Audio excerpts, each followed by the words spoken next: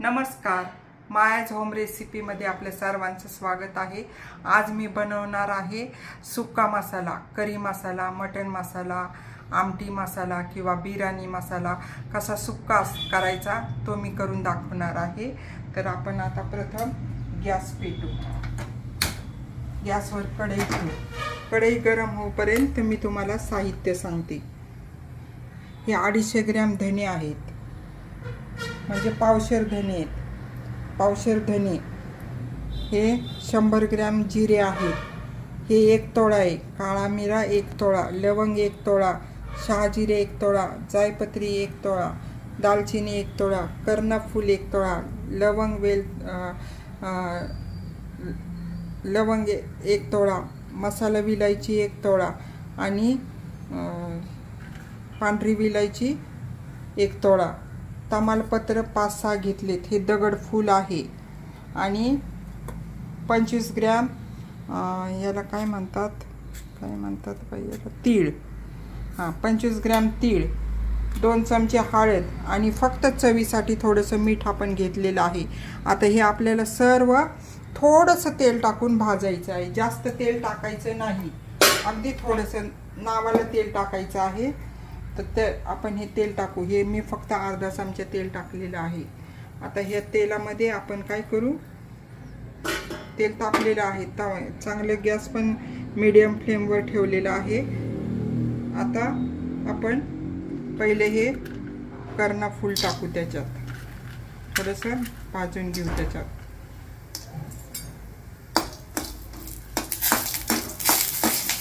जास्त भाजायचं, जास्त जोरात करायचं नाही। हे बघा, हे झाले। मीडियम फ्लेमवरच ठेवायचं। त्याच्यानंतर ही मसाला वेलची टाकायची, ही पण थोडीशी अशी भाजून घ्यायची। हे बघा, अशी भाजली, जास्त भाजायची नाही, जाळलं तर मसाला कडू लागतो। थोडी दालचिनी भाजून घ्यायची।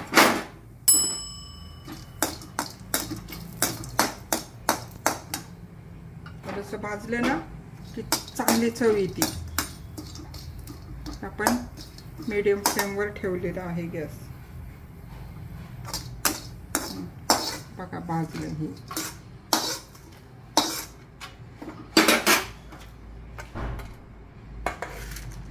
ही विलायची, ही पण आपण भाजून घ्यायची। विलायची, हिरवी विलायची, हिरवी विलायची आहे, ही थोडी भाजून घ्यायची। जास्त जाळायचं नाही, लक्षात ठेवा। कोणताच मसाला जास्त जाळायचा नाहीये। बघा, भाजून घेतला।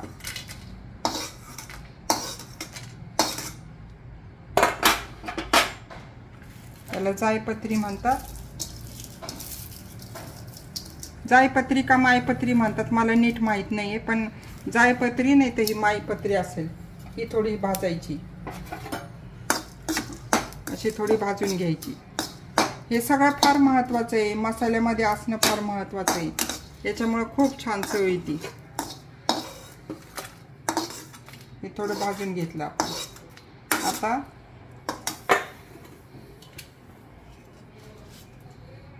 काळी मिरी, हे थोडे भाजून घ्यायचे।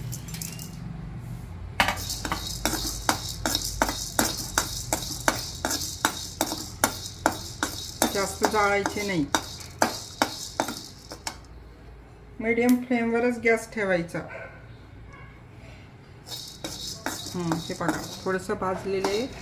याला तेल नाही टाकायचं, तेल आपण खूप कमी टाकलेलं आहे, सुक्कच भाजून घेतलंय हे। आता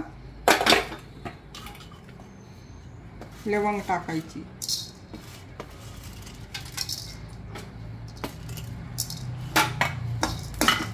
हे सगळं मी 1-1 तोळा घेतलेलं आहे। 250 ग्रॅम धन्यामध्ये 1-1 तोळा घेतलेला आहे, हे लक्षात असू द्या। हे भाजून घेतलं आपण। आता शहाजिरे आणि जिरे एकत्रच टाकायचे।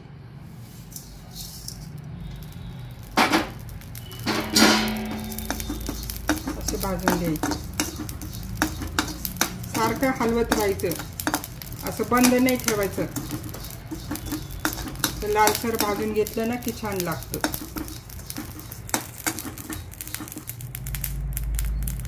हे बघा हे घेतले. आता थोडे तीळ टाकायचे.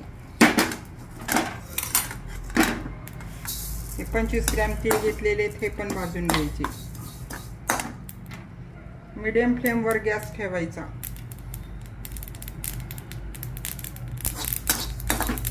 हे कोणत्याच वस्तू आहेत ना ह्या जाळायच्या नाही, लक्षात ठेवा. तडतड तडतड उडतात हे, याच्याकडे जरा लक्ष द्यायचं.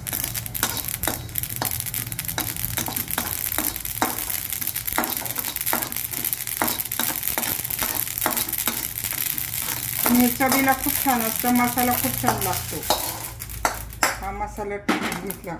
आता हे तमालपत्र आहे ना याचे जरा तुकडे करायचे, छोटे छोटे तुकडे करायचे. हे भाजून घ्यायचे. तमालपत्र आणि दगडफूल आपण एकत्र टाकू. हे आता भाजून घेऊ.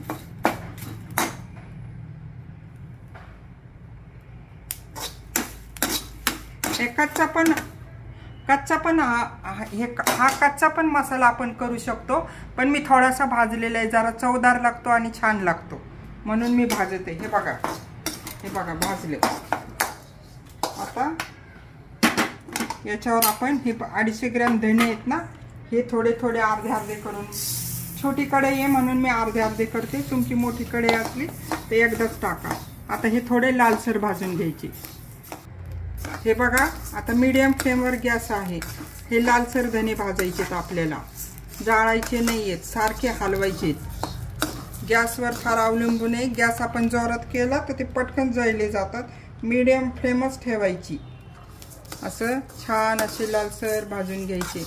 आपल्याला कळतं बा वास सुटलेला आहे बघा. आता मसाला भाजते ना मी, त्याचा छान वास सुटलेला आहे. असं हलवत राहायचं सारखं.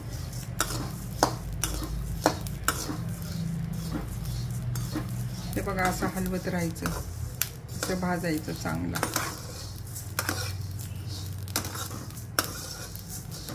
धण्याचा वास सुटलेला आहे.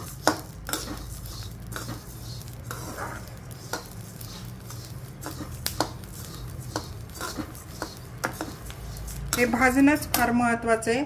आपण कसं भाजतो याच्यावर मसाला अवलंबून आहे. जर जास्त भाजला तर जळका वास लागतो, चव नाही येत. आणि थोडा कच्चा असला तर आपल्याला कच्चा मसाला करता येतो, पण कच्चा मसाला भाजायचाच नसतो. आणि भाजायचा असेल तर नीट भाजायचा. आता हे असं थोडा वेळ लागतो कारण आपण मीडियम फ्लेमवर ठेवलेलं आहे. हे बघा असं, हे बघा आता हा भाजायला आलेले. हे बघा आता हे भाजत राहिलेले. हा आपण एका याच्यात काढून घेऊ इकडे. आता हे उरलेले धणे टाकू आणि हे पण भाजून घेऊ. आता हे बघा सगळं आपण भाजून वगैरे घेतलेलं आहे. आता माझं खलबत्ता नाहीये तर हे कर्ण फुलं डायरेक्ट मिक्सरमध्ये नाही टाकायचे. याच्यामुळे काय होतं मिक्सर बिघडतो. तर मी हे एक वाटी आहे ना याच्यामध्ये आधी ते थोडंसं तुकडे करून घेते. त्याचे उडतात ते, जरा हळूहळू त्याचे तुकडे करायचे. तुमच्याकडे खलबत्ता असेल ना तर त्याच्यात थोडंसं बारीक करून घ्यायचे, नाही तर हाताने असे तोडायचे. असे तोडून घ्यायचे कारण मिक्सर आपलं खराब होतं. आता हे मी हाताने तोडून घेते. माझा खलबत्ता नाही आहे, मिक्सर खराब होईल म्हणून मी असे तुकडे करून टाकते. ही मसाला विलायची पण डायरेक्ट अशी नाही, अशी मिक्सरला लावायची नाही आहे. याचे पण असे तुकडे करून घ्यायचे, ठोकून घ्यायचे. अशी खलबत्ता फार महत्त्वाचा आहे पण नाही आहे माझ्याजवळ तो, म्हणून मी याच्यावर थोडंसं कुटून घेते. हे बघा अशी मी फोडून घेतलेली. असे छोटे छोटे त्याचं हे केलेले म्हणजे मिक्सरला जड जात नाही असं हे करताना. आता आपण हे सगळं तोडून घेतले. मी हाताने छोटे छोटे दालचिनीचे पण तुकडे करून घेतलेले, मिक्सर खराब होऊ नये म्हणून. आता हे आपण छोट्या मिक्सर, हे बघा ह्या छोट्या मिक्सरमध्ये टाकणार आहोत। हे सगळं छोट्या मिक्सरमध्ये टाकायचा गरम मसाला। धने मी बाजूला ठेवलेले, ते अजून घेतलेले नाही। हे सगळं आता मी याच्यात टाकते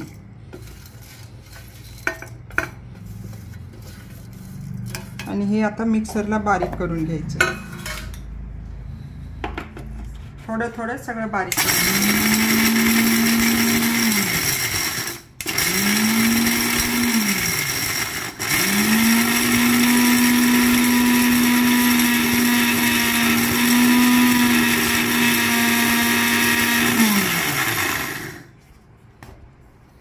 हे बघा अशा रीतीने पावडर तयार झालेला आहे, पण हा एवढा बारीक झालेला नाही आहे।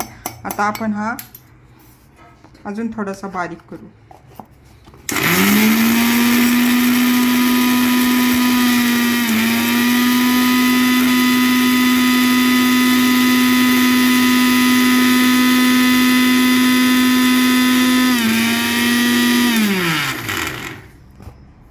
हे बघा आता बारीक झालेला आहे। हे बघा हा बारीक झालेला आहे। आता हे बघा, आता हा अजून आपल्याला अजून बारीक करायचा आहे। हा जितका बारीक होईल तितका चांगला। आता हा हे आपण गिरणीत पण मिरची कांडपच्या गिरणीत पण जाऊन हे मिक्सर त्यांच्या मशीनवर बारीक करून आणू शकतो, पण आता हे थोडं आहे म्हणून मी घरी करते। पण हा जास्त प्रमाणात करायचा असेल तर याच्या डबलच घ्यायचं। आता हे मी याच्यात टाकत आहे, या धन्याच्या याच्यामध्ये हे टाकत आहे। आता हा याच्याबरोबर परत बारीक होईल। आता याच्याबरोबर आपल्याला हा परत बारीक करून घ्यायचा। आता हे मोठं मिक्सर मी घेतलेलं आहे। या मोठ्या मिक्सरमध्ये आता हे आपण अर्धे थोडे थोडे थोडे थोडे धने टाकून बारीक करून घेऊ। हे बघा आता टाकलेले, हे बघा हे बघा हे एवढं टाकलेले। आता थोडं थोडं घ्यायचं। आता हे मिक्सरला बारीक करून घेऊ।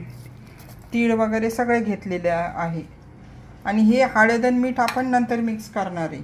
आता हे आपण सगळं मिक्सरला बारीक करू। थोडं थोडं करून बारीक करून घ्यायचं।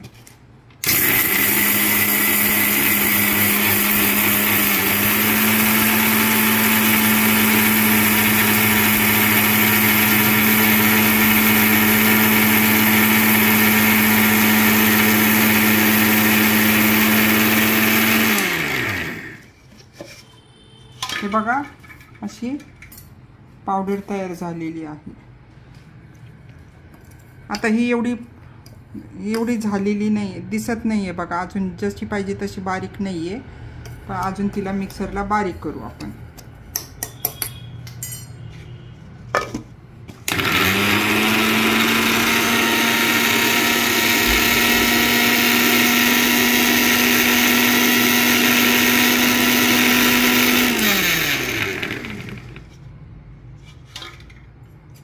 हे बघा आता आपण हे बघा कशी झाली। आता हे बघा बारीक झालेली आहे। अजून थोडी बारीक करू। हे बघा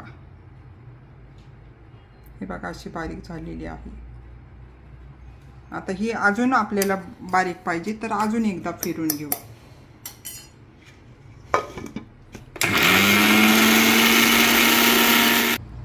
हे बघा आता आपण हे 3 वेळेस फिरून घेतलेलं आहे। हे बघा बारीक झालेलं आहे। आता हा मसाला आपल्याला अजून पाहिजे तर आपण अजून बारीक करू शकतो, पण आता हा झालेला आहे तरी अजून एकदा आपण करू तो। हे बघा आपण हे मिक्सरला 2-2, 3-3 मिनिटं मिक्सर चालून असं बारीक त्याचं हे करून घेतलेले पावडर। आता हा असा पावडर झालेला आहे। आता हा उरलेल्याचा पण आपण तसाच पावडर करून घ्यायचा। बघा अशा रीतीने हा मसाला तयार झालेला आहे। आता याचं मी प्रमाण सांगते।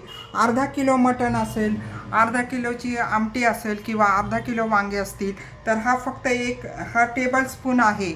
ह्या टेबल स्पूनकडे बघा, हा टेबल स्पून एक टेबल स्पून घ्यायचा आणि तुमच्या आवडीनुसार तिखट घ्यायचं। जर तुम्हाला थोडंसं जास्त वाटत असेल तर अर्धा चमचा जास्त टाकायचं। ह्या प्रमाणात हा मसाला घ्यायचा। जास्त घेतला तर ते कडू लागेल, तर अर्धा किलो मटणाला हा 1 चमचा किंवा 1.5 चमचा हा टेबल स्पून घ्यायचा। तर अशा रीतीने तुम्ही हे प्रमाण लक्षात ठेवा। आमटीला पण 1-1.5 चमचा घ्यायचा, टेबलस्पून, जास्त घ्यायचा नाहीये। तिखट तुमच्या आवडीनुसार घ्यायचं आणि करून बघा। मग बाकीचा सगळा मसाला घ्यायचा, पण याचं प्रमाण 1-1.5 चमचा, अर्धा किलोच्या हिशोबाने घ्यायचं। 1 किलो असेल तर 2-2.5 चमचे ह्या हिशोबाने तुम्ही घ्या। अशा रीतीने हे बघा सुका मसाला तयार झालेला आहे आणि 250 ग्रॅम धने आणि बाकीचं 10 तोळे घेतलेला हा मसाला आहे। साहित्य सगळं हा एवढा प्रमाणात हा होतो आणि हा मसाला आपण मटण करीसाठी वापरू शकतो। वांग्याची भाजी, उसळ, भोपळा, दोडका, शेवग्याच्या शेंगाची आमटी, ह्या सर्व आमट्यासाठी, भाज्यांसाठी आपण वापरू शकतो। फक्त पालेभाज्यामध्ये हा मसाला टाकायचा नाहीये, खूप छान लागतो। आता याच्यामध्ये मी तिखट टाकलेलं नाहीये। याच्यामध्ये आपण तिखट ज्यावेळेस आपण करी करू त्यावेळेस आपण आपल्या हिशोबाने किती कमी जास्त तिखट टाकायचं ते आपण सेपरेट तिखट टाकून घेऊया। याच्यात जर केलं तर मग आपल्याला फक्त हा करीसाठी वापरावा लागतो। हा आपण बिर्याणीसाठी पण वापरू शकतो, दालच्यासाठी पण वापरू शकतो, गरम मसाला, धने असा म्हणून हा असा मी केलेला आहे। याच्यात तिखट टाकलेलं नाहीये। तर तुम्ही ज्यावेळेस करी कराल किंवा आमटी कराल त्यावेळेस हा मसाला घेऊन बाजूला तुम्ही सेपरेट तिखट टाकू शकता। अशा रीतीने हा मसाला तयार आहे। जरूर करून बघा, आवडलं तर मला सांगा। माझ्या चॅनलला सबस्क्राईब करा, लाईक करा, शेअर करा। धन्यवाद।